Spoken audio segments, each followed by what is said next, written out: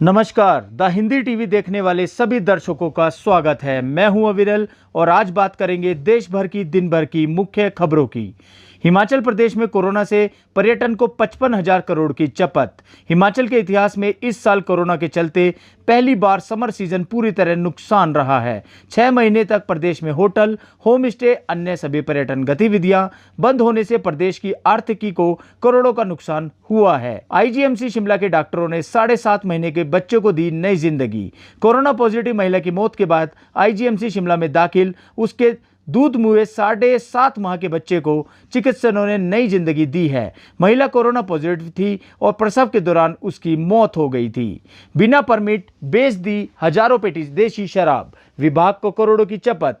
हिमाचल के ऊना जिले के एक बड़े शराब कारोबारियों ने बिना परमिट हजारों देसी पेटियां अवैध तरीके से बेच दी है। बताया जा रहा है कि शराब कारोबारी ने राज्य एवं आबकारी विभाग को बिना बताए शराब उद्योग से भारी मात्रा में खेप मंगवाकर बिना परमिट के सप्लाई कर दी थी। भाजपा के पन्ना प्रमुखों को योजना को टक्कर देने के लिए तैयारी में कांग्रेस। नए प्रभारी पूर्व केंद्रीय मंत्री राजीव शुक्ला हिमाचल कांग्रेस में नई जान फूंकने की तैयारी में हैं। लग प्रदेश कांग्रेस की नब्ज टटोलने के बाद पार्टी नेताओं को बेहतरीन तालमेल बैठाने का मूल मंत्र दे रहे हैं। हिमाचल में आयुर्वेद का नाम बदलकर आयुष विभाग रखा गया। हिमाचल सरकार ने आयुर्वेदिक विभाग का नाम बदलकर अब आयुष विभाग रख दिया गया है। पहाड़ों पर बर्फबारी से बढ़ी ठंड, आज कुछ जगह बारिश की संभावना। हिमाचल प्रदेश में पहाड़ियों में बर्फबारी से तापमान लुढ़क गया है। पर्यटन नगरी मनाली सहित लाहौल स्पीति की चोटियों पर हल्का हिमपात होने से सर्दी के मौसम ने दस्तक दे दी है। दिल्ली में 7 दिनों में घटे 1000 से ज्यादा सक्रिय मरीज, अधिकतर संक्रमित हल्के लक्षण वाले। राजधानी में 7 दिनों में संक्रमण के जरिए मरीज घटने लगे हैं। 19 सितंबर को इसकी संख्या 32,000 के पार पहुंच गई थी, जो अब 31,000 से कम हो गई है। 5 साल के बच्चे ने खोल दिया मां की हत्या का राज, आखिरकार पिता गिरफ्तार।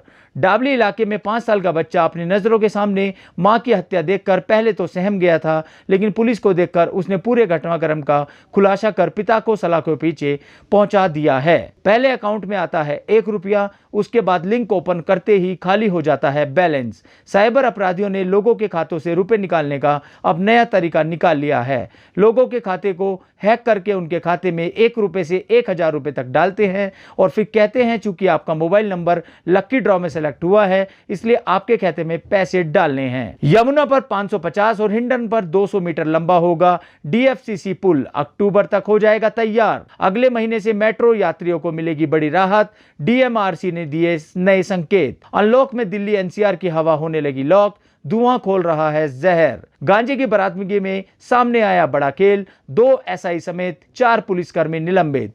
जहांगीरपुरी थाना पुलिस के छापेमारी में बड़ा खेल सामने आया है। पुलिस ने छापेमारी कर 170 किलो गांजा बरामद किया है, लेकिन लिखा पढ़ी में दिखाया गया है मात्र 920 ग्राम। यमुना प्राधिकरण क्षेत्र में आईएसबीटी बनाने की तैयारी, लाखों लोगों को मिलेगी राहत। लखनऊ में 2500 कोरोना संक्रमितों के गायब होने से खलबली, हजारों की रिपोर्ट में लापता। अयोध्या में बड़ा हादसा, रोडवेज बस और टक्कर 12 यात्री घायल। उत्तर प्रदेश के अयोध्या जिले में ट्रक और रोडवेज की बस की भीषण टक्कर हो गई है। हादसे में 1 दर्जन यात्री घायल हो गए हैं। सभी घायलों को अस्पताल में भर्ती कराया गया है। विकास के लिए खुद ही तोड़ दी मस्जिद, मौलाना सादाब का कदम जो लोगों के लिए बन गया नजीर।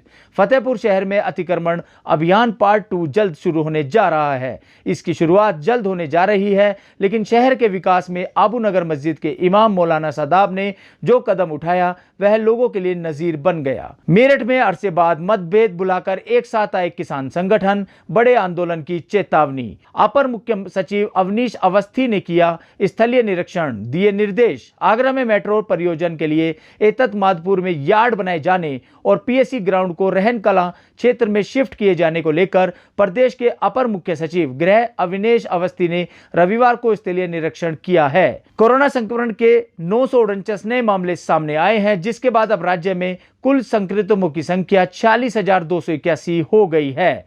आज 11 संक्रमितों की मौत हुई है, वहीं 1007 लोग ठीक हो गए हैं। भारत चीन सीमा पर बना उत्तराखंड का सबसे बड़ा स्टील पुल। भारत चीन सीमा पर सीमा सड़क संगठन बीआरओ 104 मीटर लंबा स्टील गार्डर पुल तैयार हो गया है। बीआरओ के अधिकारियों की माने तो यह पुल प्रदेश का सबसे लंबा स्टील पुल होगा। पहाड़ पर बंजर भूमि को बनाया जा रहा उपजाऊ, जड़ी बूटी के साथ फलों की खेती कर रहे हैं किसान। रिकवरी दर में हुआ सुधार, संक्रमण का बढ़ रहा है खौफ। उत्तराखंड में कोरोना संक्रमण को लेकर स्थिति बदली है। जहां संक्रमण दर का ग्राफ बढ़ता जा रहा है, वहीं रिकवरी दर में भी सुधार हुआ है। पंजाब में नहीं थम रहा कोरोना, 54 की जान और ली, 1588 नए संक्रमित भी मिले। पंजाब में कोरोना से मौतों के आंकड़ों में कोई गिरावट नहीं आई है। शनिवार को राज्य में कोरोना से 54 लोगों की जान चली गई है। पंजाब की सरकारी स्मार्ट स्कूलों को स्टेटस होगा ऑनलाइन, ई पंजाब पोर्टल पर लिंक जनरेट। आखिर टूट गया 24 साल पुराना शियत भाजपा गठजोड़, एसएडी कृषि विधेयकों के खिलाफ राजग से बाहर। पंजाब के सीएम कैप्टन अमरिंदर और उनके बेटे पर शिकंजा कसने की तैयारी में ईडी। पंजाब के मुख्यमंत्री कैप्टन अमरिंदर सिंह और उनके बेटे रणदिंदर सिंह की मुश्किल जल्द ही बढ़ती जा रही है। कैप्टन अमरिंदर सिंह और उनके बेटे रणदिंदर के खिलाफ प्रवर्तन निदेशालय ईडी के खिलाफ कार्रवाई कुछ भी कर सकता है। भारत में कोरोना वायरस के मामलों की संख्या 59 लाख के पार पहुंच गई है। वहीं इस बीमारी से ठीक होने वाले मरीजों की संख्या 49 लाख के पार हो गई है। -40 डिग्री में भी जवाब देने की तैयारी में भारत। चीन सीमा के पास तैनात किए विध्वंसक टैंक। भारत और चीन के बीच मई की शुरुआत से वास्तविक नियंत्रण रेखा एलएसी पर गतिविधि जारी है।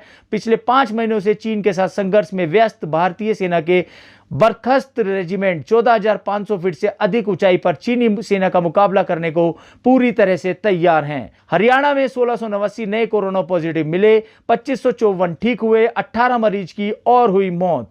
हरियाणा में धान की खरीद आज से शुरू, कपास के लिए केंद्र से मांगी मदद। हरियाणा में आज से प्रदेश के 198 मंडियों व खरीद केंद्रों में धान की खरीद शुरू हो जाएगी, जबकि कपास की खरीद में मदद के लिए प्रदेश सरकार ने दिल्ली पहुंचकर केंद्र से मदद मांगी है। तो ये थी देश भर की मुख्य खबरें। मिलते हैं जल्दी अगली बड़ी खबरों के साथ। तब तक देखते रहिए द हिंदी टीवी।